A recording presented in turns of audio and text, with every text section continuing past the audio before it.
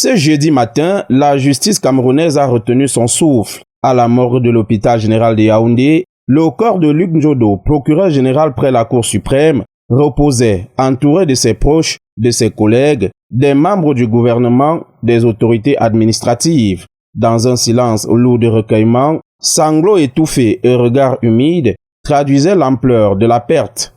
La prière d'adieu, présidée par Monseigneur Damazinga Tangana, évêque de Kribi, a mêlé paroles de consolation et accents de dignité. Chaque mot s'adressait à la famille, à la salle tout entière, endeuillée par la disparition d'un magistrat engagé jusqu'au bout. Puis, direction la Cour suprême pour l'hommage judiciaire. Le cercueil drapé aux couleurs nationales a été accueilli par le premier président de la Cour, Daniel Mekobe Sonnet, entouré des plus hautes autorités judiciaires et administratives du pays.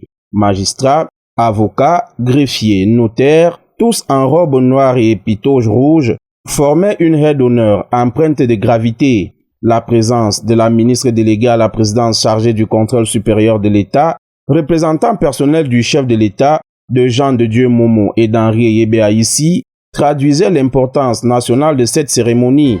Moment fort, la pose de la gerbe de fleurs de la Cour suprême près du cercueil par Daniel Mekobe Sonnet.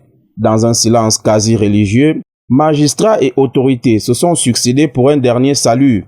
Au nom de la promotion 1976-1978 de l'ENAM, le professeur Marcel Emmanuel Abaoyono a retracé, la voix tremblante, le parcours d'un magistrat qui a refusé la parjure et gardé le cap malgré les turpitudes traversées par le Cameroun. Sous une pluie battante, le cortège s'est ébranlé vers la basilique mineure Marie-Reine des Apôtres d'Involier pour la messe d'hommage.